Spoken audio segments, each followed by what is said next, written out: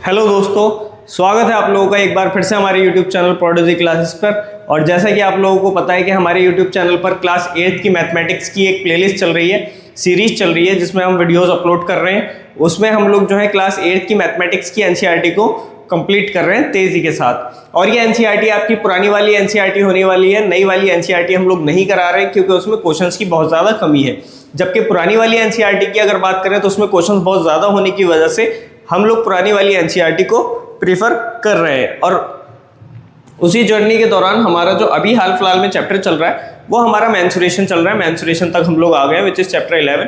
इससे पहले भी काफ़ी सारे चैप्टर्स हम लोग फिनिश करा चुके हैं। इसके बाद मेन चैप्टर्स की अगर बात करें तो 1 या 2 चैप्टर्स और हैं जो मेन बचेंगे। उसके बाद आपकी क्लास 8th की जो NCERT है वो लगभग कंप्लीट हो चुकी होगी।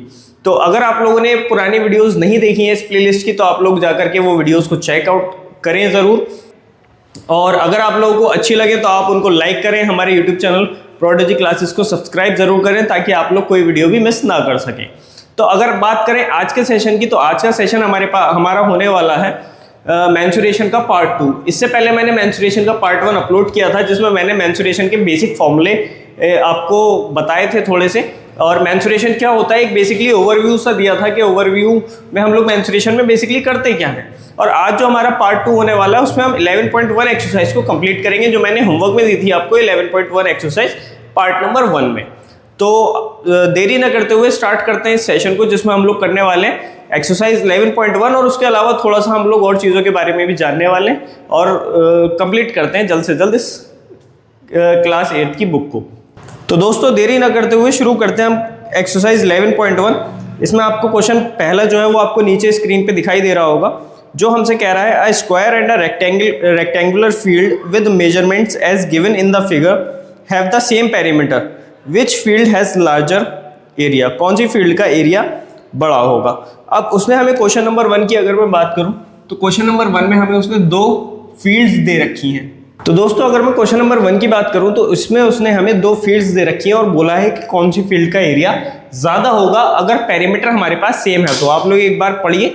और थोड़ी सी इसमें जो मेंसुरेशन में खेल होता है वो बेसिकली सारा लैंग्वेज में होता है कि आप लोग लैंग्वेज कैसे पढ़ते हैं, क्या समझते हैं और क्या क्वेश्चन में करते हैं। तो लैंग्वेज हमें बहुत अच्छे से समझनी है, वर्ड बाय वर्ड लेकर के चलना है। जो काम कह रहा है करने को उतना ही काम करना है, उससे ज़्यादा नहीं करना। अपने पास से कुछ भी हमें नहीं सोचना। क्वेश्चन में उसने बोला है कि एक स्क्वायर फील्ड है यानी एक स्क्वायर की फील्ड है और एक रेक्टेंगल की फील्ड है, रेक्टेंगुलर फील्ड है। और दोनों का जो पेरीमीटर है, जो मेजरमेंट है, उनका जो पेरीमीटर है दोनों फील्ड्स का वो सेम है। यानी पेरीमीटर आपको पता है कि इसकी जो टोटल बाउंड्री है वो भी सेम है, ठीक है, और इसकी जो टोटल बाउंड्री है वो भी सेम है। अब जब उसने एक स्क्वायर बोला तो ये स्क्वायर फील्ड है। अब जब एक साइड 60 है तो आपको पता है कि बाकी की सारी साइड भी 60 होंगी क्योंकि स्क्वायर की सारी साइड्स सेम होती हैं। तो अगर ये 60 मीटर है तो ये भी 60 मीटर होगी, ये भी 60 मीटर होगी और ये भी 60 मीटर होगी, ठीक है। अब इसका जो टोटल पेरीमीटर बन रहा है वो कितना बनेगा 60 + 60 + 60 + 60। यानी इसका जो पेरीमीटर बन रहा है वो बन रहा है 240 मीटर्स। मैंने आपको बताया था पेरीमीटर में जो यूनिट होती है वही यूनिट आएगी। जो एरिया निकालेंगे तो उसमें हम यूनिट के ऊपर स्क्वायर लगा देते हैं। तो 60 + 60 120, 120 और 60 180, 180 और 60 240। अब इसका जो पेरीमीटर है वही पेरीमीटर इसका है। यानी अगर इसका पेरीमीटर 240 मीटर है तो इसका पेरीमीटर भी दोस्तों 240 मीटर ही होगा, ठीक है। अब मुझे पता है कि एक रेक्टेंगल है तो आमने सामने वाली साइड जो होंगी वो इक्वल होंगी। जब ये 80 है तो ये भी 80 हुई, 80 मीटर। अब मुझे ये दोनों बतानी है कि ये दोनों कितनी कितनी हो जाएंगी भाई 80 80 और तो ये हो गया मेरे पास 160। 160 अगर मैं इसमें से माइनस करूं तो कितना बचेगा 80 मीटर्स बचेगा, 80 मीटर्स बचेगा मेरे पास। अगर मैं 160 इसमें से माइनस कर दूं वो 80 इन दोनों जगह है और हमें पता है कि आधी आधी डिवाइड है तो यानी कि 40 इस जगह होगी 40 मीटर और 40 मीटर ही ये वाली साइड होगी। अब देखो आप सम करके टोटल तो आपको कितना मिलेगा 240 ही मिलेगा। 8 4 12, 8 4 12, 12 दूनी 24, 240 मीटर हमारे पास आ गया। पेरीमीटर दोनों के सेम हो गए तो किसका एरिया ज्यादा होगा। तो स्क्वायर का एरिया मुझे पता है कि स्क्वायर का एरिया कितना होता है साइड इंटू साइड या फिर साइड स्क्वायर। यानी फिर 60 का स्क्वायर लिख सकता हूं मैं।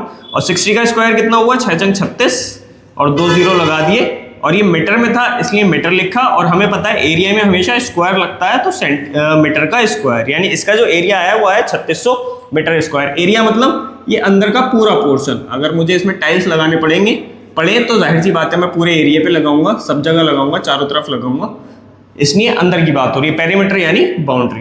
अब अगर इसके एरिया की बात करूं तो इसका एरिया आपको पता है एक रेक्टेंगुलर फील्ड है, तो ये होता है L into B. L into B का मतलब L अगर इसे मान लो, B से मान लो, तो ये हो गया 80 इंटू 40।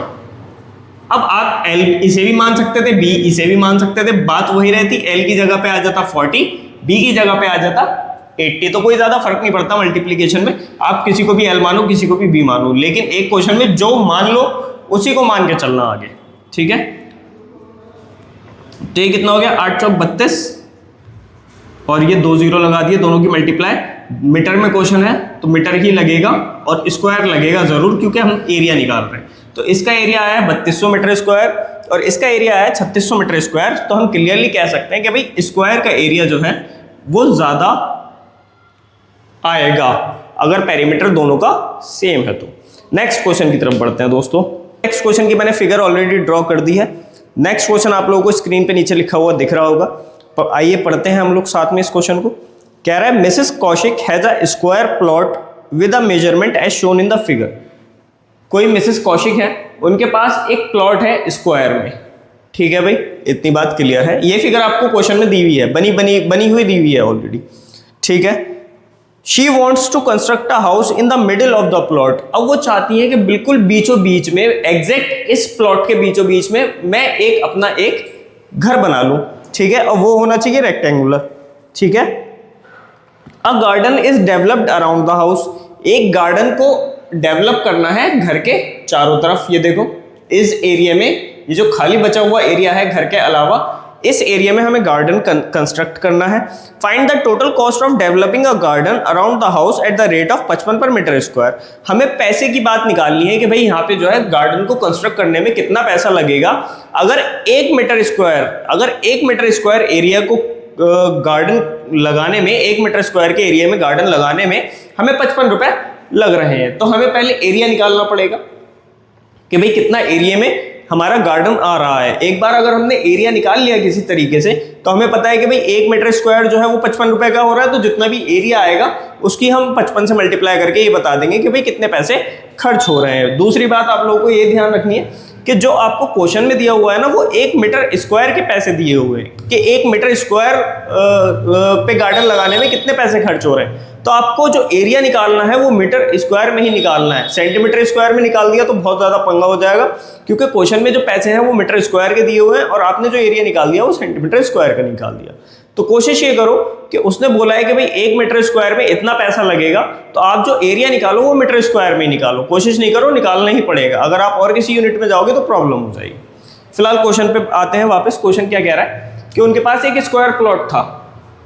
अब उन्होंने एक बीचों बीच में एक हाउस बना लिया अपना, रेक्टेंगुलर हाउस है। ये फिगर आपको दी हुई है, तो रेक्टेंगुलर हाउस हमें दिख रहा है कि रेक्टेंगुलर हाउस है। ये आप ब्रेथ मान लो या ये लेंथ मान लो या फिर ये ब्रेथ मान लो, ये लेंथ मान लो, कोई फर्क नहीं पड़ता। बाकी का जो है वो गार्डन एरिया है। तो अब आप लोग ये इसका गार्डन का एरिया निकालने के लिए आप लोग ऐसा नहीं कर सकते कि भाई हम क्या करें, पहले पूरे स्क्वायर का एरिया निकाल लेते हैं। पूरे स्क्वायर का एरिया का मतलब पूरा एरिया आएगा, ये पूरा कंप्लीट एरिया मेरे पास स्क्वायर का आ जाएगा। स्क्वायर के अंदर जितनी भी जगह है सब जगह का एरिया आ जाएगा। फिर मैं क्या करूं, इस हाउस का एरिया निकाल के इस स्क्वायर के एरिया में से माइनस कर दूं, तो मेरे पास जो एरिया बचेगा वो यही तो बचेगा। देखो अगर मेरे पास एक स्क्वायर है, ठीक है, अगर मैं इसका एरिया निकालूं तो ये मैंने निकाल दिया, मान लो ये पूरा एरिया मेरे पास स्क्वायर का एरिया निकल गया। अब मैंने क्या किया, मेरे पास बीच में एक रेक्टेंगल भी था, मैंने इस रेक्टेंगल का एरिया निकाला और स्क्वायर के एरिया में से माइनस कर दिया। तो यानी कि जब मैं माइनस करूंगा तो ये सब हट जाएगा, ये वाला एरिया हट जाएगा, ये सब हट जाएगा, और जब ये हट जाएगा तो केवल ये वाला पोर्शन ही तो बचा। ये देखो, है ना।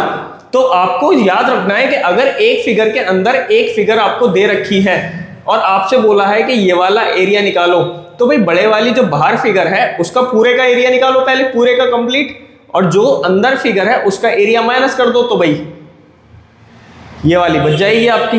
ठीक है, समझ में आ रही है बात। तो हमें यहाँ पे भी यही वाला खेल करना होगा, हम पहले स्क्वायर का एरिया निकालेंगे और फिर उसके बाद हाउस का एरिया निकाल के उसमें से माइनस कर देंगे, हमारे पास ऑटोमेटिकली गार्डन का एरिया बचेगा। तो अगर मैं बोलूं कि एरिया ऑफ स्क्वायर या फिर एरिया ऑफ स्क्वायर प्लॉट, इसका एरिया कितना बनेगा, तो मुझे पता है एरिया ऑफ स्क्वायर कितना होता है, साइड स्क्वायर या फिर जो भी उसकी साइड हो, ए स्क्वायर। अगर मैं बोलूं ए उसकी साइड है तो ए स्क्वायर। अब साइड कितनी दे रखी है 25, तो वो होगा 25 का स्क्वायर विच इज 625। अब वो मीटर में थी इसलिए मीटर, और स्क्वायर जरूर लगेगा, स्क्वायर लगाना मत भूलना क्योंकि हम लोग एरिया निकाल रहे हैं। अब अगर मैं बात करूं एरिया ऑफ हाउस, तो मुझे पता है रेक्टेंगल है तो वो होना चाहिए L इंटू बी। एल किसी को भी मान लो 20 मान लो, और ब्रेथ मान लो 15, तो ये हो गया 315 दूनी 30, 300 और मीटर स्क्वायर लगेगा क्योंकि क्वेश्चन में मीटर था दोनों जगह और एरिया में स्क्वायर लगता है, तो ये मीटर स्क्वायर हो गया। अब आपको गार्डन का एरिया चाहिए, ये वाला एरिया चाहिए, सब ये पूरा एरिया चाहिए, कंप्लीट एरिया चाहिए, तो आपको ये हाउस का एरिया माइनस करना ही पड़ेगा पूरे स्क्वायर के एरिया में से। तो अगर मैं बोलूं एरिया ऑफ गार्डन, अगर मैं गार्डन का एरिया निकालूं तो मुझे पता है कि area of square plot minus area of house करना पड़ेगा, तो ये बनेगा 625 माइनस में कितना 300 और बचा कितना 325 मीटर स्क्वायर। क्योंकि हम एरिया में ही थे, एरिया में ही चल रहे हैं, इसलिए यूनिट हमारी मीटर स्क्वायर ही रहेगी। ये भी एरिया है, ये भी एरिया है, तो जो यूनिट आई वो भी एरिया की ही आएगी क्योंकि एरिया में से एरिया को माइनस किया है। ठीक है, यानी ये जो मेरे पास गार्डन आया है वो 325 मीटर स्क्वायर का आया है। अब आप लोगों को पता है कि भाई 1 मीटर स्क्वायर गार्डन लगाने में कितने रुपए खर्च हो रहे हैं, 55 रुपए खर्च हो रहे हैं। 1 मीटर स्क्वायर का गार्डन लगाने में कितने रुपए खर्च हो रहे हैं, 55 रुपए खर्च हो रहे हैं। क्वेश्चन में उसने क्लियरली हमें स्टेट किया था, बोला था कि भाई अगर आप 1 मीटर स्क्वायर की जगह में गार्डन लगाओगे, क्योंकि पेड़ वगैरह लगाने पड़ेंगे तो पैसा खर्च होगा, तो 1 मीटर स्क्वायर की जगह में अगर आप गार्डन लगाओगे तो 55 रुपए लगते हैं। अब हमारे पास जगह कितनी आई 325 मीटर स्क्वायर, तो जाहिर सी बात है 325 मीटर स्क्वायर में जो कॉस्टिंग आएगी गार्डन की वो कितनी आएगी, जब 1 मीटर में 55 रुपए आ रही थी तो 325 गुणा 55 होगा यहाँ पे। ठीक है, और ये किस में आएगी, रुपीज में आएगी क्योंकि पैसे ही तो लगेंगे ये। तो ये कितना हो जाएगा, अगर मैं 325 को 55 से मल्टीप्लाई करूं, 325 को 55 से मल्टीप्लाई करें तो 5 पंजे 25, 5 दूनी 10, 11 12 और 5 तिया 15 और 1 16, 1625, 5 यहाँ 2 यहाँ 6 यहाँ 1 यहाँ, तो 5 7 6 और 2 8, 6 और 1 7 और 17,875 रुपये। यानी यहाँ पे जो पैसे लगेंगे वो लगेंगे 17,875 रुपीस इस गार्डन को पूरा बनाने के लिए। अब मैंने आपको बोला था कि एरिया सेंटीमीटर स्क्वायर में मत निकाल देना, वो इसलिए बोला था क्योंकि अगर आप लोग यहाँ पे एरिया सेंटीमीटर स्क्वायर में निकाल देते, और यहाँ पे क्या है मीटर स्क्वायर का दे रखा है 55 रुपये, सेंटीमीटर स्क्वायर का तो नहीं दे रखा, यहाँ दे रखा है कि 1 मीटर स्क्वायर की जगह में 55 रुपये लगते हैं, तो आप लोग कैसे निकालते कि भाई 1 सेंटीमीटर स्क्वायर की जगह में कितने पैसे खर्च होंगे। तो इसलिए याद रखना जब भी पैसों की बात आए तो जो दे रखा हो गिवन कि भाई 1 मीटर स्क्वायर में इतने पैसे खर्च होते हैं, आपको एरिया उसी चीज़ में निकालना पड़ेगा। नेक्स्ट क्वेश्चन की तरफ चलते हैं, क्वेश्चन नंबर 3 की तरफ। तो दोस्तों क्वेश्चन नंबर 3 आप लोगों को स्क्रीन पे दिख रहा होगा, मैंने फिगर ऑलरेडी ड्रॉ कर दिया है क्वेश्चन नंबर 3 की। क्वेश्चन नंबर 3 कह रहा है the shape of a garden is rectangular in the middle. एक गार्डन है उसका जो शेप है बीचों बीच में वो रेक्टेंगुलर है, और semi circle at the ends as shown in the diagram. Semi circle दोस्तों कुछ नहीं होता है, सर्किल का आधा पार्ट होता है। अगर मैं एक सर्किल बनाऊं और बीच में से ऐसे कट कर दूं तो एक सेमी सर्किल ये है, एक सेमी सर्किल ये है। सेमी सर्किल मतलब सर्किल का आधा, एग्जैक्ट आधा, मिडिल में से। डायमीटर जो बताया था मैंने आप लोगों को, एक डायमीटर होता है, उस डायमीटर से अगर मैं कट कर दूं तो वो सेमी सर्किल हो जाता है। तो आधा सर्किल ये है, आधा सर्किल ये है, इन दोनों को जोड़ दूंगा तो एक पूरा सर्किल बन जाएगा। ठीक है, फिर क्या कह रहा है find the area and the perimeter of the garden. हमें एरिया और पेरीमीटर निकालना है गार्डन का। लेंथ ऑफ रेक्टेंगल इज, वो एक हिंट के लिए दे रखा है। ठीक है, हमें इसका एरिया भी निकालना है और इसका पेरीमीटर भी निकालना है। अब उसने मुझे टोटल लेंथ दे रखी है पूरे कैप्सूल की, कि यहाँ से लेके यहाँ तक, कैप्सूल नहीं है बेसिकली गार्डन है, यहाँ से लेके यहाँ तक की 20 मीटर है, और ये हाइट दे रखी है या फिर ब्रेथ कह लो, ऊंचाई कह लो, जो कहना कह लो, 2D फिगर है, वो मुझे उसने 7 मीटर दे रखी है। तो दोस्तों इसके लिए मुझे देखो सबसे पहले तो इस रेक्टेंगल का एरिया निकालना पड़ेगा।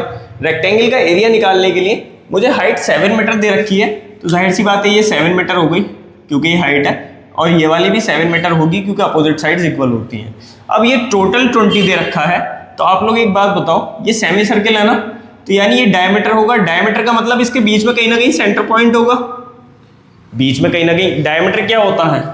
किसी भी सर्किल का जो सेंटर पॉइंट होता है उससे जाती हुई लाइन को डायमीटर कहते हैं। अब अगर मैं ऐसे करके काट दूं तो एक सेमी सर्किल ये बना, एक सेमी सर्किल ये बना, कहीं से भी काट लो, बस वो लाइन सेंटर पे जानी चाहिए, सेंटर से होती हुई। एक सेमी सर्किल ये बना, एक सेमी सर्किल ये बना, क्यों? क्योंकि ये डायमीटर था। अगर ये डायमीटर नहीं है, ये है सेंटर, ये डायमीटर नहीं है, तो ये सेमी सर्किल नहीं है। सेमी सर्किल होगा एग्जैक्ट आधा, और एग्जैक्ट आधा कब हो सकता है? जब कोई लाइन डायमीटर से कट कर रही हो सर्किल को, राइट। अब आप लोग देखो, जब ये डायमीटर है, जब ये सेंटर पॉइंट पे से जा रहा होगा तो इसका सेंटर इस लाइन पे होगा, सेम इसका भी होगा। अब जब सेंटर होगा तो मुझे पता है कि ये वाली जो होती है रेडियस होती है, सेंटर से लेके सर्किल को टच करती हुई दूरी ये रेडियस है, और ये भी रेडियस है क्योंकि ये दोनों रेडियस होती है।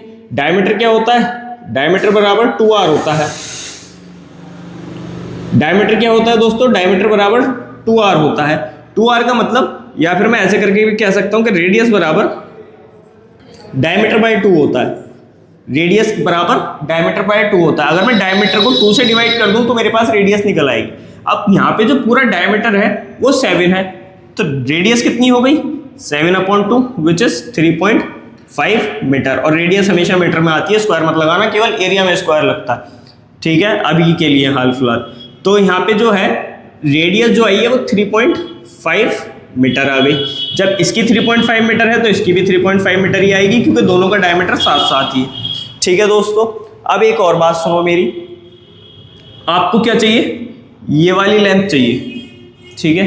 ये वाली लेंथ आप लोग कैसे निकालेंगे? ठीक है दोस्तों, अब आप लोगों को ये वाली लेंथ चाहिए, तो आप लोग एक बात सोचो, अगर मैं इस सेंटर पॉइंट से आगे की तरफ एक लाइन बनाऊंगा तो वो भी तो रेडियस ही है,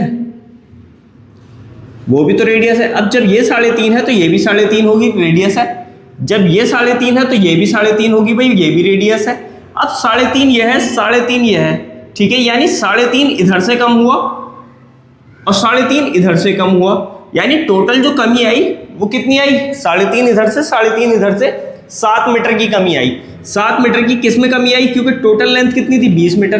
तो यानी कि ये वाली जो लेंथ बची है दोस्तों, ये बची है केवल 13 मीटर, सिर्फ इतनी रेक्टेंगल की। क्यों? क्योंकि 3.5 मीटर इधर आगे बढ़ी है, वो आगे की तरफ 3.5 मीटर बढ़ी और इधर की तरफ 3.5 बढ़ी, तो भाई टोटल तो 20 है, 3.5 इधर 3.5 इधर, टोटल बढ़ गई 7, और 7 में 13 में ऐड करूंगा तो टोटल लेंथ आ जाएगी मेरे पास 20। अब मुझे पता है कि जब ये 13 है तो ये भी 13 मीटर होगा। अब मेरे पास सारी चीजें आ चुकी हैं और अब मुझे करना है केवल कैलकुलेशन। एरिया ऑफ रेक्टेंगल की अगर मैं बात करूं तो एरिया ऑफ रेक्टेंगल मुझे पता है क्या होता है, L इंटू बी होता है। L कितना दिया हुआ है मुझे? 13, और B कितना दिया हुआ है? 7। 13 सत्ते 91। एरिया निकाल रहा हूं तो मीटर स्क्वायर आएगा क्योंकि क्वेश्चन में मीटर था। अब मुझे एक इसका निकालना है एरिया, एक इसका निकालना है एरिया, ठीक है। Area of semi circle, area of semi circle. अब सेमी सर्किल के एरिया में परेशान मत होना ज्यादा, फर्स्ट ले लो। अगर मैं इसको फर्स्ट बोलूं और इस वाले को सेकंड बोल दूं तो भाई फर्स्ट वाले का एरिया निकालने के लिए परेशान मत होना। सर्किल का एरिया क्या बताया था मैंने आपको? क्या बताया? सर्किल का एग्जैक्ट हाफ होता है, सर्किल का एग्जैक्ट हाफ होता है सेमी सर्किल, तो एरिया भी जाहिर सी बात है एग्जैक्ट हाफ होगा। तो सर्किल का एरिया होता है पाई r स्क्वायर और सेमी सर्किल का हो जाएगा पाई r square by 2। Exact half कर दिया मैंने, सर्किल का एरिया हाफ कर दिया अपॉन 2 कर दिया, ठीक है। तो पाई का मतलब क्या हुआ? 22/7, ठीक है। रेडियस का स्क्वायर, रेडियस कितनी थी? 3.5, 3.5, तो 3.5 का स्क्वायर आएगा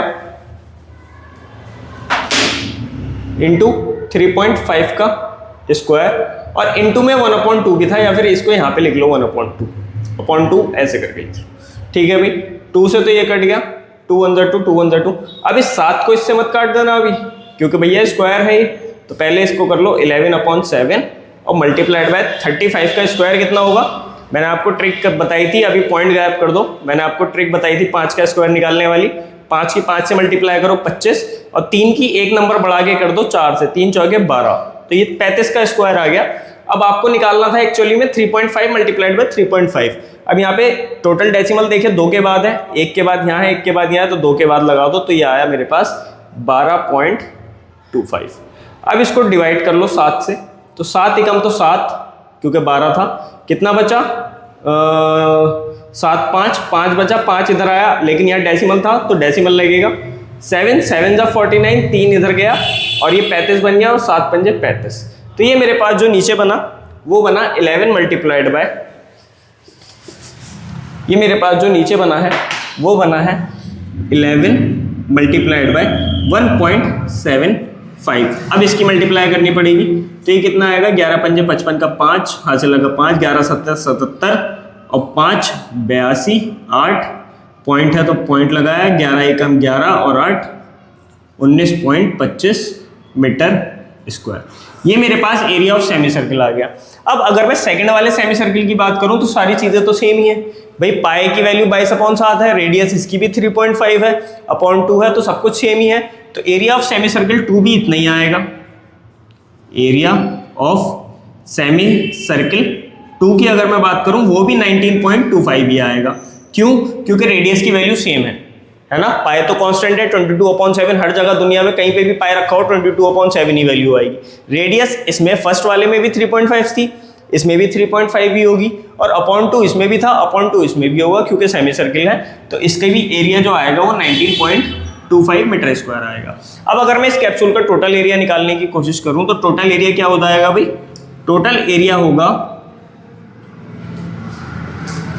ये वाला semi circle plus this rectangle plus ये वाला सेमी सर्किल, तभी तो टोटल एरिया आएगा पूरे का एरिया, पूरे कैप्सूल फील्ड का एरिया। ठीक है, तो वो हो जाएगा भाई 19.25 प्लस 91 प्लस 19.25। ठीक है, अब अगर मैं इसे ऐड करूं तो ये कितना हो गया 19 दूनी 38, 38.50 तो यहाँ से आया और प्लस 91 तो ये कितना बना 9 10 11 12 129.50 और एरिया की यूनिट मीटर स्क्वायर, क्योंकि हम लोग एरिया में ही खेल रहे थे। यानी इस पूरे जो फील्ड है इसका जो एरिया आया है 129.50 आया है। उम्मीद करता हूँ आप लोगों को समझ में आया होगा। नेक्स्ट क्वेश्चन की तरफ बढ़ते हैं। क्वेश्चन नंबर 4 दोस्तों आप लोगों को नीचे स्क्रीन पे दिखाई दे रहा होगा। कह रहा है a flooring tile has the shape of a parallelogram, एक पैरेललोग्राम के शेप का टाइल है, whose base is 24 सेंटीमीटर, जिसका बेस है 24 centimetre, and the corresponding height is 10 centimetre, और उसकी हाइट दे रखी है मुझे 10 centimetre. How many such tiles are required to cover a floor of area 1080 metre square. ठीक है, ठीक है, कोई दिक्कत नहीं है। अब मुझे जो बेसिकली टाइल दे रखा है ना, टाइल दे रखा है वो एक पैरेललोग्राम की शेप में। पैरेललोग्राम आपको पता है ना क्या होता है, जिसकी अपोजिट साइड्स पैरेलल होती है। मान लो ये एक पैरेललोग्राम है, ठीक है भाई, ये मैंने एक पैरेललोग्राम बना दिया, अपोजिट साइड्स पैरेलल हैं, लग रही हैं, लगे ना लगे पैरेलल है, उसने हमें पैरेललोग्राम दे रखा है। ठीक है, अब कह रहा है कि बेस जो है वो 24 सेंटीमीटर है, बेस क्या है 24 सेंटीमीटर है, और हाइट है, हाइट यही होती है करस्पॉन्डिंग हाइट। अच्छा एक बात और याद रखना, हाइट को एल्टीट्यूड भी कहते हैं। बहुत सारी जगह पे हाइट एल्टीट्यूड लिख के आती है या फिर ऑल्टीट्यूड, तो कंफ्यूज मत होना, ये दोनों एक ही बात है, हाइट या फिर ऑल्टीट्यूड। ऑल्टीट्यूड भी हाइट को ही बोलते हैं या फिर एल्टीट्यूड, दोनों चीज़ें हाइट ही कहलाती हैं। ठीक है, कंफ्यूजन नहीं होना चाहिए। हाइट कितनी दे रखी है मुझे 10 सेंटीमीटर दे रखी है, 10 सेंटीमीटर। अब कह रहे हैं कि मुझे ये वाली टाइलें कहीं पे लगानी है, किसी जगह पे लगानी है, और उस जगह का जो एरिया है वो कितना है 1080 मीटर स्क्वायर। मुझे इस साइज के टाइल जो है वहाँ पे लगानी है, तो मुझसे पूछा है कि कितनी टाइल्स जो है वो कवर कर देंगी। हाँ, कितनी टाइल्स, मुझे कितनी टाइल्स की ज़रूरत पड़ेगी, कितनी टाइल्स मैं लेकर के आऊँ। अब देखो ये सब कुछ सेंटीमीटर में है, जो टाइल की चीज जो डायमेंशंस हैं वो सेंटीमीटर में है, बट मुझे एरिया मीटर स्क्वायर में दे रखा है। तो सबसे पहली बात तो मुझे सब कुछ एक ही जैसा करना पड़ेगा, या तो इसको मैं सेंटीमीटर का मीटर में करूं या फिर उसको मैं सेंटीमीटर स्क्वायर में लेके जाऊं। ठीक है, तो आप लोगों को डिसाइड कर लेना है कि आप उसको वहां लेकर के जा रहे हो सेंटीमीटर में या फिर इसको मीटर में लेके जा रहे हो। कोशिश ये किया करो कि जो स्क्वायर वाली टर्म है ना, जो स्क्वायर वाली टर्म है उसको ना छेड़ो। उसको छेड़ना आसान नहीं होता, इसको सेंटीमीटर स्क्वायर में कन्वर्ट करना बहुत मुश्किल है। ठीक है, मुश्किल तो नहीं है बेसिकली, लेकिन थोड़ा टिपिकल हो जाता है। और दोस्तों इनको मीटर में कन्वर्ट करना थोड़ा कंपैरेटिवली इजी है इसके। तो हमेशा जो सिंगल वाली यूनिट हुआ करे ना, उसे चेंज करने की कोशिश किया करो। जो स्क्वायर या क्यूब वाली यूनिट्स हुआ करें उनको चेंज करने की कोशिश मत किया करो। तो भाई इसको अगर मैं मीटर में कन्वर्ट करूं तो आपको पता है सेंटीमीटर को मीटर में कन्वर्ट करने के लिए डिवाइड बाय 100 करना पड़ेगा। ठीक है, डिवाइड बाय 100 करना पड़ेगा। तो अगर मैं 24 को डिवाइड करूं 100 से, तो ये मेरे पास अब मीटर में बन जाएगी। अब भाई डेसिमल कहीं नहीं है तो यहाँ है, एक जीरो की वजह से वो इधर कूदा, एक जीरो की वजह से वो इधर कूदा, तो ये हो गया 0.24 मीटर। यानी इसको मैं लिख सकता हूँ 0.24 मीटर। इसी तरीके से ये 10 है तो 10/100 करना पड़ेगा। तो एक जीरो से एक जीरो का डेसिमल, तो ये बना 1/10। डेसिमल अभी यहाँ है, एक जीरो की वजह से वो इधर आ जाएगा, तो ये बन जाएगा 0.1 मीटर। तो यहाँ पे जो ये बना वो बना क्या, 0.1 मीटर। ठीक है, अब मेरे पास ये मीटर में आ गई, मीटर में मैंने कन्वर्जन कर लिया। अब मुझे जो है आगे का क्वेश्चन सॉल्व करना है। अब भाई मेरे पास टाइल्स के डायमेंशन है, तो पहले मैं एरिया निकाल लेता हूँ इस टाइल का। तो एरिया ऑफ टाइल देखूंगा अगर मैं, तो उसने मुझे बोला है कि एक पैरेललोग्राम की शेप में, तो एरिया ऑफ पैरेललोग्राम निकालना है बेसिकली। और ये एक टाइल है, ठीक है। ये पैरेललोग्राम मेरा लिखने का तरीका है, मेरे क्या सभी ऐसे लिखते हैं, दो पैरेलल लाइंस बनाई और ऊपर जीएम लिख दिया, जिससे पता लग जाता है कि पैरेललोग्राम शॉर्ट फॉर्म में लिखने का तरीका है। ठीक है, पैरेलल लाइंस बना के ऊपर जीएम लिख देते हैं। तो बात करें तो एरिया होता है पैरेललोग्राम का base into height, base into height. तो भाई बेस कितना है 0.24 और हाइट कितनी दे रखी है मुझे 0.1। अगर मैं इसकी मल्टीप्लाई करूंगा तो भाई 1 से मल्टीप्लाई होगी 24 की, पहले डेसिमल हटा दो, खाली नंबर देखो, 24 की 1 से मल्टीप्लाई 24 ही आएगा। ठीक है, लेकिन 3 के बाद डेसिमल है और अभी 2 डिजिट है, तो एक और लगा दिया तो ये आया 0.024। अब ये एरिया है तो मीटर स्क्वायर, क्योंकि दोनों चीजें मीटर में थी। अब मेरे पास एरिया आ चुका है टाइल का, विच इज 0.024 मीटर स्क्वायर। अब आपको पता है टोटल एरिया ये दे रखा है और एक टाइल का एरिया जो है 0.024 मीटर स्क्वायर दे रखा है। तो आप खुद सोचो कि भाई अगर मैं इस टोटल एरिया की डिवीजन एक टाइल से कर दूं तो मुझे नंबर ऑफ टाइल मिल जाएंगी। कैसे? अगर मान लो, सोचो अभी आपको यहाँ पे एरिया ना दिया होता, आपसे बोला होता कि भाई आपके पास 10 रुपए हैं, जो टोटल रुपीज हैं आपके पास वो 10 रुपीज है। ठीक है, आपको एक टॉफी जो है वो 2 रुपये की मिलती है। एक टॉफी कितने की मिलती है? 2 रुपए की मिलती है, और आपके पास टोटल 10 रुपए हैं। और आपसे पूछूं कि बताओ भाई कितनी टॉफीज आपको मिल सकती हैं, उन 10 रुपए में कितनी टॉफीज आ जाएंगी? तो आप क्या करोगे कि भाई 10 को 2 से डिवाइड कर दोगे कि भाई 2 पंजे 10, तो कितनी टॉफीज आ गई? 5 टॉफीज आ गई भैया। इसी तरीके से अगर यहाँ पे मैं आपको बोलूँ कि आपके पास टोटल 100 रुपए हैं, 100 रुपए हैं, ठीक है, और एक जो चिप्स का पैकेट है वो 5 रुपए का आता है। जो एक चिप्स का पैकेट है वो कितने का आता है? 5 रुपए का आता है। ठीक है, तो बताओ कितने चिप्स के पैकेट आपके आ सकते हैं? तो आप क्या करोगे? 100 डिवाइडेड बाय 5 कर दोगे, और 5 दूनी 10 और 0 के भाई 20 चिप्स के पैकेट में खरीद सकता हूं। तो इसी तरीके से अगर आपके पास एक टाइल का एरिया है और आपके पास वो टोटल जगह है जहां आपको वो टाइल लगानी है, तो आप क्या करो, उस टोटल एरिया को डिवाइड कर दो ना एक टाइल के एरिया से, आपको पता लग जाएगा कितनी टाइल्स आनी है। देखो, तो अगर मैं देखूं नंबर ऑफ टाइल्स, अगर मैं निकालूं टोटल नंबर ऑफ टाइल्स कितनी लगेंगी? जो एरिया दे रखा है टोटल मीटर स्क्वायर में है वो एरिया 1080 अपॉन एक टाइल का एरिया जो है 0.024, और ये भी मीटर स्क्वायर में। यूनिट हमेशा सेम होनी चाहिए, ऊपर भी मीटर स्क्वायर और नीचे भी मीटर स्क्वायर।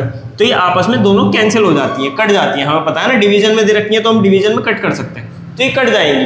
बात समझ में आई? लेकिन अगर 1 सेंटीमीटर में होगी दूसरी मीटर में होगी तो वो कटती नहीं है, इसलिए इनको लिखते नहीं है, क्योंकि ये 1 आ जाता है कट के। ध्यान रखना है, यूनिट सेम होनी चाहिए बेसिकली। ठीक है, अब मैं यहाँ से अगर डेसिमल हटाऊं तो आपको पता है 1 2 3 डिजिट थे, तो 3 डिजिट आपको ऊपर बढ़ाना पड़ेगा। तो ये मेरे पास कितना हो गया?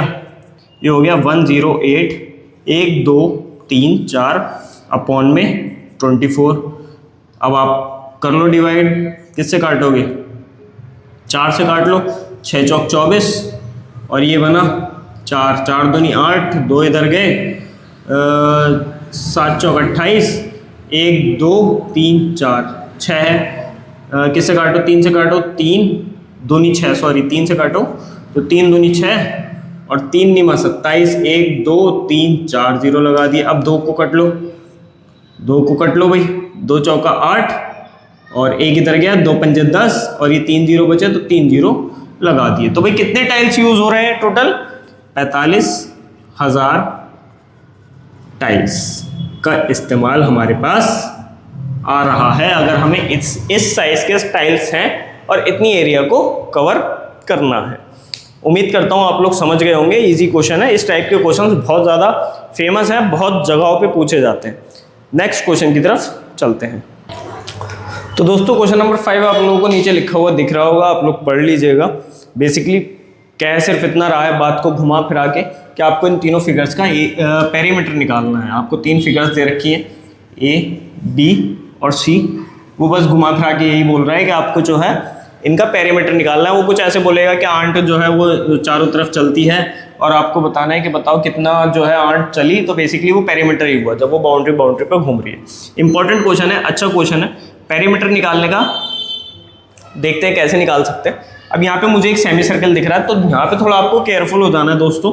अगर आपको याद हो तो मैंने आप लोगों को बताया था कि अगर कोई भी आपको सर्कल दे रखा है तो सर्कल के केस में हम लोग पेरीमीटर नहीं बोलते, हम लोग सर्कमफ्रेंस बोलते हैं, सर्कमफ्रेंस बोलते हैं और ये निकलता है 2πr। अगर मैं सर्कल के केस की बात करूँ तो अगर मुझे उसकी बाउंड्री निकालनी है तो मुझे 2πr लगाना पड़ेगा। और अगर मुझे आधा सर्कल, सॉरी 2πf क्यों लिखा मैंने, 2πr रेडियस, ठीक है। और अगर मुझे आधे सर्कल का पेरीमीटर या फिर सर्कमफ्रेंस निकालनी है तो जाहिर सी बात है मुझे डिवाइड बाय 2 कर दूंगा, 2 से 2 कैंसिल हो जाएगा तो वो खाली πr बचेगा। बट ध्यान रखने वाली बात यह है कि वो जो πr है वो केवल ये जगह है, ये जगह इतना, ठीक है।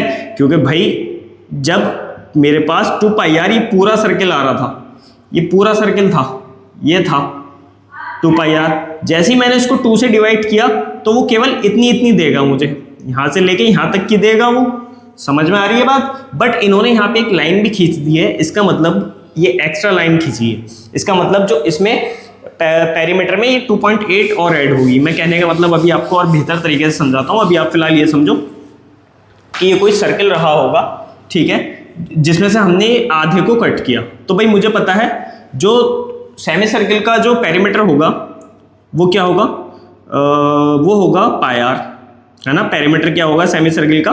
πr।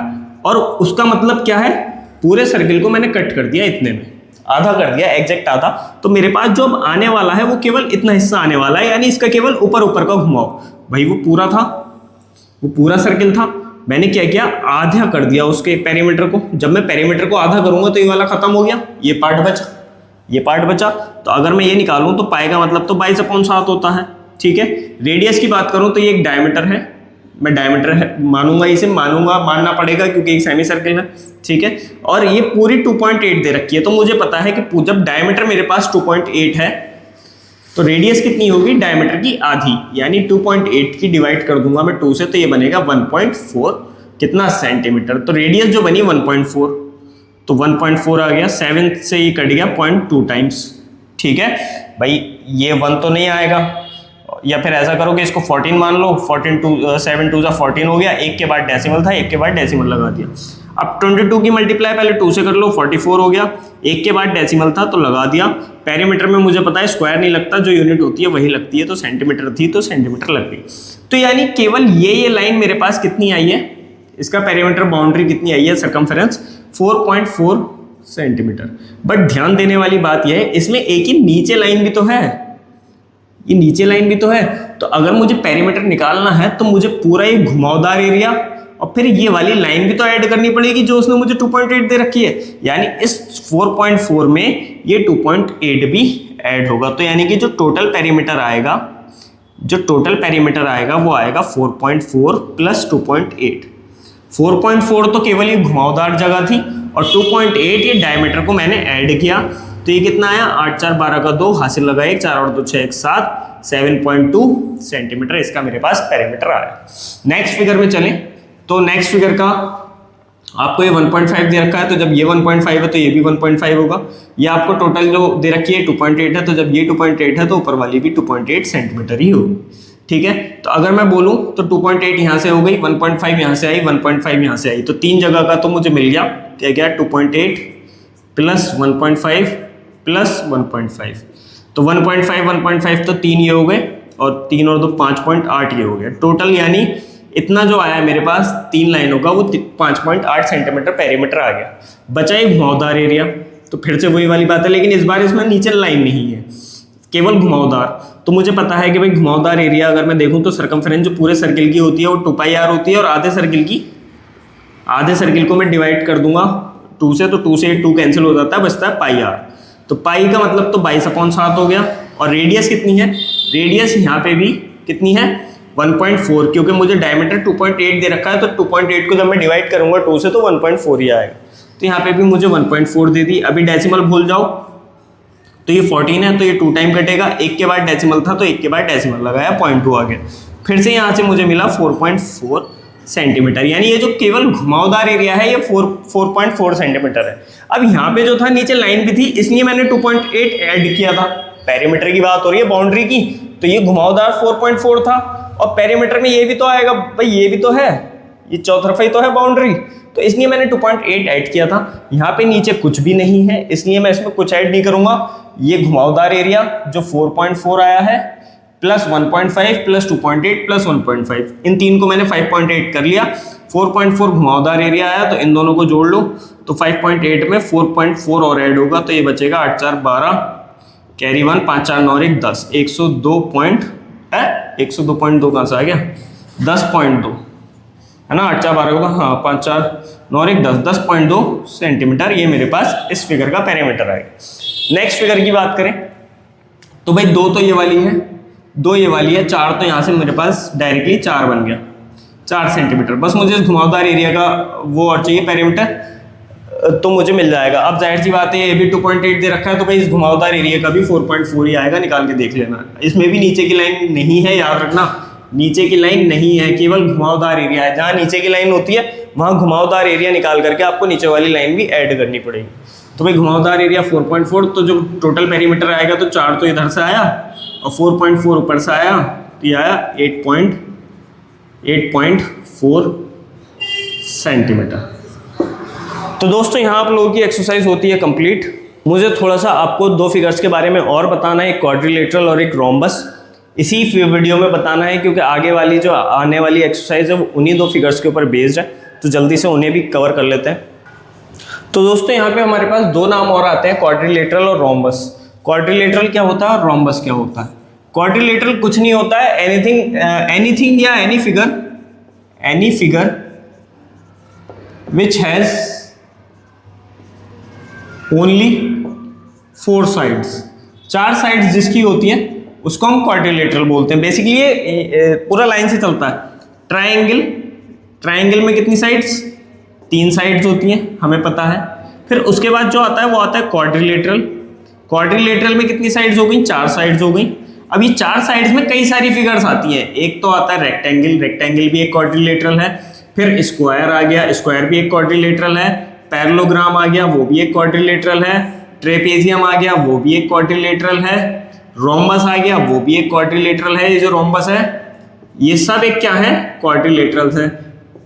और कुछ मैं भूल गया हूं तो ऐड कर लेना। जिसकी भी 4 साइड होती है उसे हम क्वाड्रिलेटरल बोलते हैं। फिर इसके बाद हमारे पास एक और चीज आती है पॉलीगन। पॉलीगन क्या होता है?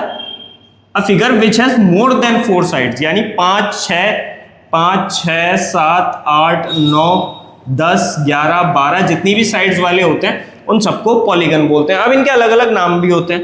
5 साइड वाली को पेंटागन, 6 साइड वाली को हेक्सागन, 7 साइड वाली को हेप्टागन, 8 साइड वाली को ऑक्टागन, 9 साइड वाली को नोनागन और 10 साइड वाली को डेकागन।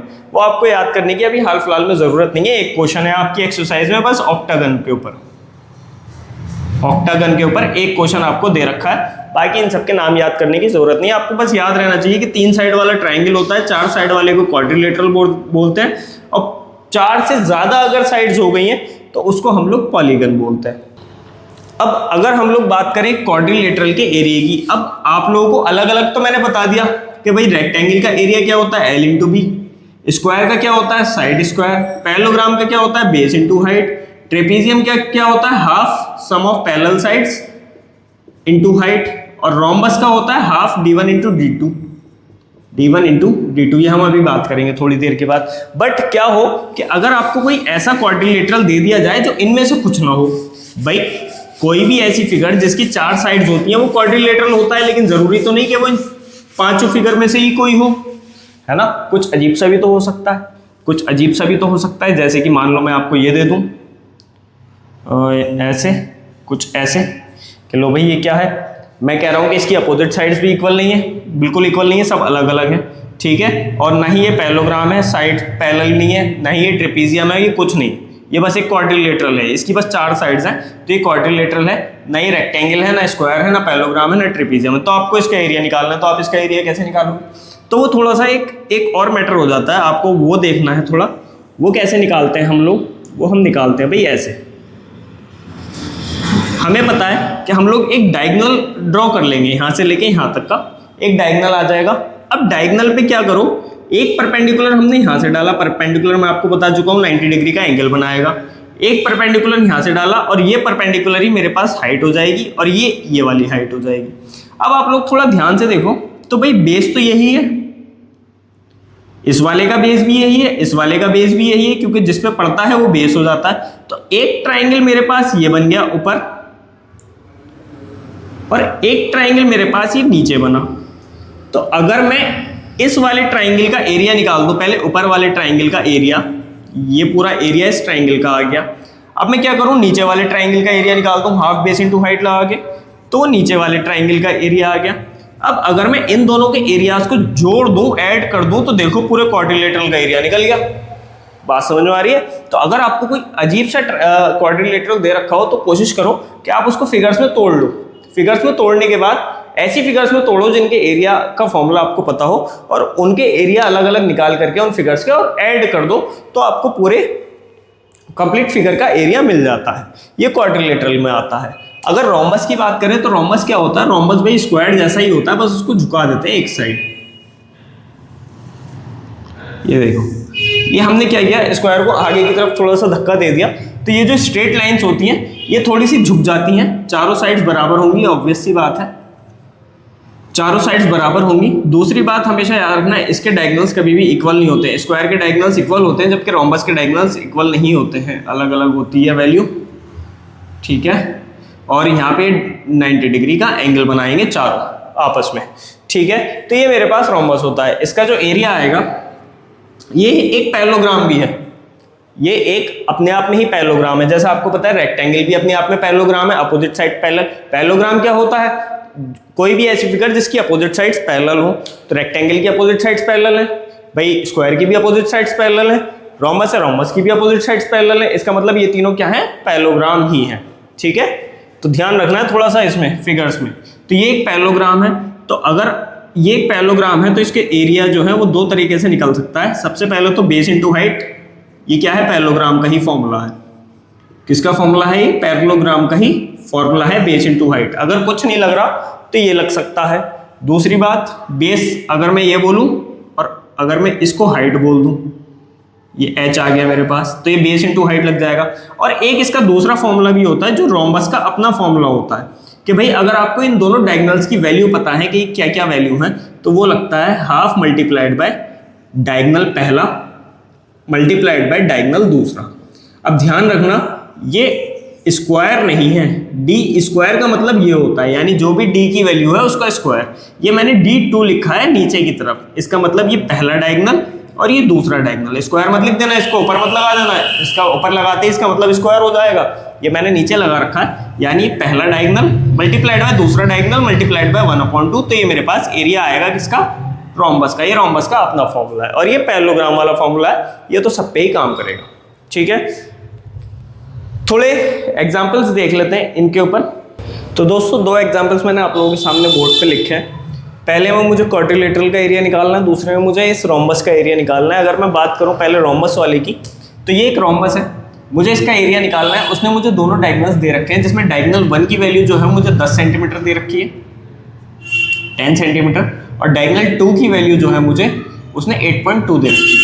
अब मैंने इनको अलग अलग इसलिए लिखा डायगोनल 1 डायगोनल 2 करके, क्योंकि ये दोनों अलग अलग वैल्यूज के होते हैं, तो इनकी वैल्यूज अलग अलग होंगी, तो इनको अलग अलग नामों से ही दिखाना पड़ेगा। अगर आप d = 10 सेंटीमीटर यहाँ लिख दोगे और d = 8.2 सेंटीमीटर यहाँ लिख दोगे तो ये गलत हो जाएगा, क्योंकि मुझे पता है कि एक क्वेश्चन में एक वेरिएबल की वैल्यू कोई एक ही हो सकती है, और आपने क्या किया, यहाँ पे इस सेम वेरिएबल को दो वैल्यूज दे दी, अलॉट कर दी, एक जगह 10 और एक जगह 8.2। कंफ्यूजन बढ़ेगा और बहुत ज्यादा घपला हो जाएगा, इसलिए हमें या तो आप लोग इनको अलग अलग वेरिएबल से ही रिप्रेजेंट करो, बिल्कुल अलग अलग, एक को d ले लो और एक को कुछ और ले लो और बोल दो कि भाई ये दोनों डायगोनल्स हैं, या फिर d1 और d2 से रिप्रेजेंट करो, जिससे पता लगे कि भाई ये दो अलग अलग डायगोनल्स हैं। अब मुझे पता है एरिया अगर मुझे निकालना हो तो एरिया ऑफ रोम्बस क्या होता है, एरिया ऑफ रोम्बस होता है 1/2 multiplied by diagonal 1 multiplied by diagonal 2। ठीक है दोस्तों, अगर मैं यहाँ पे करूँ 1/2, डायगोनल 1 कितना था मेरे पास, डायगोनल 1 था 10 सेंटीमीटर और डायगोनल 2 कितना था 8.2 सेंटीमीटर। इसके नीचे भी 1 है, इसके नीचे भी 1 है, सिंगल टर्म है, कट कर लूँगा, 2 पंजे 10 और 5 से इसको मल्टीप्लाई कर दो, तो डेसिमल भूल जाओ, 82 की मल्टीप्लाई करो, 5 दूनी 10, 0 1 करी, 5 8 40 और 1 41। एक के बाद डेसिमल था तो एक के बाद डेसिमल लगाया। अब क्योंकि ये मैं एरिया निकाल रहा हूँ और सारी चीज़ें सेंटीमीटर में हैं, तो ये सेंटीमीटर स्क्वायर में मेरे पास एरिया 41 आ गया है उस रोम्बस का। अब अगर मैं इस क्वाड्रिलेटरल की बात करूं तो फिर से वही वाला पंगा है कि आपको इसमें बताया नहीं गया है कि ये रेक्टेंगल है, ये क्या है, तो आप इसमें कोई डायरेक्ट फॉर्मूला तो लगा नहीं सकते, बट आपको उसने ये दिया है कि ये जो डायगोनल है ये 5.5 सेंटीमीटर है और ये वाले परपेंडिकुलर की हाइट 2.5 सेंटीमीटर है, जबकि ये वाले परपेंडिकुलर की हाइट 1.5 सेंटीमीटर है। तो आपको दिख गया होगा कि एक ट्राइंगल तो ये बन रहा है और एक ट्राइंगल ये बन रहा है। तो अगर मैं इस ट्राइंगल का एरिया निकालूं, इस ट्राइंगल का एरिया, तो आपको पता है half into base into height बनेगा, half into base into height, तो हाफ ही रहा। बेस क्या है, जिस पे परपेंडिकुलर पड़ा यानी 5.5 पे पड़ा, तो बेस हो गया 5.5 और हाइट कितनी है 2.5, हाइट कितनी है 2.5। तो ये जो मेरे पास ऊपर वाले ट्राइंगल का एरिया आया, इसे कट करो किसी को 2 से, इससे कर लो 2 1 जा 2, पॉइंट लगाया 2 2 जा 4, 2 5 जा 10, 1.25। भाई पहले 25 को 2 से डिवाइड कर लो, तो 2 एकम 2, 2 दूनी 4, 12.5 आ गया। एक के बाद डेसिमल था तो डेसिमल इसमें भी आया, बट एक और ऐड करना पड़ेगा, तो ये डेसिमल इधर कूदा तो 1.25 उधर आ गया। ठीक है, तो अब मल्टीप्लाई मुझे करना है 1.25 की मल्टीप्लाई किससे, 5.5 से। तो ये कितना आएगा दोस्तों, डेसिमल भूल जाओ, 125 की मल्टीप्लाई कर लो 55 से, 5 पंजे 25, 5 दूनी 10, 11 12, 5 एकम 5 और 1 6, फिर 625 यहाँ आएगा, 2 6 5 5 7 6 और 2 8 6, कितने के बाद था डेसिमल 1 और 2 3, तो ये आया मेरे पास 6.875। सारी चीज़ें सेंटीमीटर में थी तो सेंटीमीटर और स्क्वायर लगाना पड़ेगा क्योंकि मैंने एरिया निकाला है ऊपर वाले ट्राइंगल का। अब मैं नीचे वाले ट्राइंगल का एरिया निकालता हूँ, इस वाले ट्राइंगल का, तो भाई ये भी यही बनेगा, half into base into height. Area निकाला ट्राइंगल का, हाफ तो हाफ ही रहा, बेस क्या होता है जिस पे परपेंडिकुलर पड़ा, तो 5.5 पे पड़ा, और हाइट कितनी है 1.5 सेंटीमीटर। ठीक है, सब कुछ सेंटीमीटर में है, क्लियर है, कट कर लो, ये हो गया 0.75 है ना भाई। 15 डेसिमल भूल जाओ, 2 से डिवाइड करो तो 2 7 जा 0.5 आएगा, ये आया। अब एक के बाद लगाना पड़ेगा, तो ये एक शिफ्ट और हुआ तो ये आ गया 0.7। अब मल्टीप्लाई कर लो किसकी, 5.5 की मल्टीप्लाई 7.5 से। अगर आप लोग 0.75 से अगर आप लोगों को दिक्कत हो रही है तो पहले आप लोग मल्टीप्लाई कर लेना, उसके बाद डिवाइड कर लेना, पहले मल्टीप्लाई कर लेना इन दोनों की, फिर डिवाइड कर लेना। अब ये कितना आया, 5.5 की मल्टीप्लाई, या डेसिमल भूल जाओ, पहले मल्टीप्लाई कर लो, 5 पंजे 25, 5 7 35, 36 37 और ये आया 5 7 3, फिर से 5 7 5 12 का 2 हाथ से लगा, 1 7 3 11, 4125 कितने के बाद है, 3 के बाद, तो ये आया 4.125। सारी चीज़ें सेंटीमीटर में है तो सेंटीमीटर स्क्वायर आ गया। ठीक है, अब मेरे पास दोनों ट्राइंगल्स के अलग अलग एरिया निकल के आ गए कि भाई इस वाले का ये था, इस वाले का ये था। अब अगर मुझे टोटल क्वाड्रिलेटरल का एरिया चाहिए तो जो टोटल एरिया बनेगा, टोटल एरिया वो क्या बनेगा, इस वाले ट्राइंगल का एरिया प्लस ये वाला, तो यानी 6.875 प्लस 4.125, 4.125 और ये कितना बना 5 5 10 0 1 कैरी। तो हमें पता है ना एडिशन तो आपको आता होगा, मैं करके दिखा देता हूँ। 875 डेसिमल के नीचे डेसिमल लगाएंगे, 125 इधर 4 इधर, 5 5 10 0 1 कैरी, 7 8 9 10 0 1 कैरी, 8 8 2 10 0 1 कैरी, 6 4 10 और 1 11, यानी ये मेरे पास आ रहा है सिंपल 11 सेंटीमीटर स्क्वायर।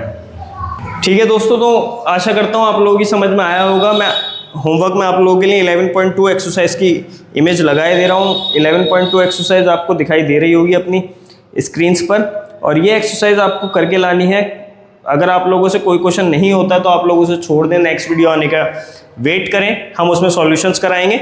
और ट्राई ज़रूर करें, क्वेश्चंस को अच्छे से ट्राई करें, हो जाएंगे मेरे हिसाब से, काफ़ी सारे क्वेश्चंस आपसे हो जाएंगे। बेसिकली ट्राई ज़रूर करना है आप लोगों को एक्सरसाइज करने का। बाकी दोस्तों आज के सेशन के लिए इतना ही। उम्मीद करता हूँ आप लोगों को हमारा सेशन अच्छा लगा होगा, आप लोगों को समझ में आई होंगी चीज़ें जो मैंने आज इसमें बताई। एक्सरसाइज 11.1 मेंसुरेशन जो है अच्छा चैप्टर है, टफ चैप्टर है, थोड़ा लेंदी चैप्टर है, बहुत दिक्कत होती है समझने में, लेकिन अगर एक बार ही समझ में आ जाता है तो काफ़ी सारी चीज़ें आसान हो जाती हैं। और दूसरी बात यह है कि अगर आप लोगों को मेंसुरेशन अच्छे से आ जाता है तो बहुत सारे और ऐसी चीज़ें हैं जो आपको अच्छे से आ जाती हैं, जैसे डिवीजन करना, टर्म्स में आपस में डिवीजन करना, और मल्टीप्लिकेशन काफ़ी अच्छे से समझ में आ जाता है, सीखने को आ जाता है। डेसिमल से खेलना काफ़ी अच्छे से आ जाता है कि हमें कैसे खेलना है, और भी बहुत सारे ऐसे छोटे मोटे टॉपिक्स हैं जो मेंसुरेशन की वजह से हम लोगों की बहुत अच्छे से समझ में आ जाते हैं। इसलिए मेंसुरेशन को करना बहुत ज़्यादा इंपॉर्टेंट हो जाता है। और एग्जाम पॉइंट ऑफ व्यू से देखें तो मेंसुरेशन काफ़ी एक भारी वेटेज रखता है मार्क्स का, इसलिए भी आप लोगों को मेंसुरेशन करने की ज़रूरत है। तो हमारा आज का सेशन ओवर होता है दोस्तों। अगर आप लोगों को वीडियो अच्छी लगी है तो आप लोग ज़रूर हमें कमेंट करके बताइए कि आपको वीडियो अच्छी लगी है। हमारी वीडियोस को लाइक कीजिए। अगर आपने हमारी पुरानी वीडियोस नहीं देखी हैं तो उन वीडियोस को ज़रूर देखिए, और अगर आप लोगों की कोई क्वेरी है तो वो भी आप कमेंट में टाइप करके हमें बता सकते हैं, मैं उनका पर्सनली जवाब दूंगा। बाकी हमारे चैनल को सब्सक्राइब जरूर कीजिए प्रोडोजी क्लासेस को, ताकि हम लोगों को भी मोटिवेशन मिल सके लगातार वीडियोज़ को अपलोड करने का। आज के सेशन के लिए इतना ही। Thank you. जय हिंद।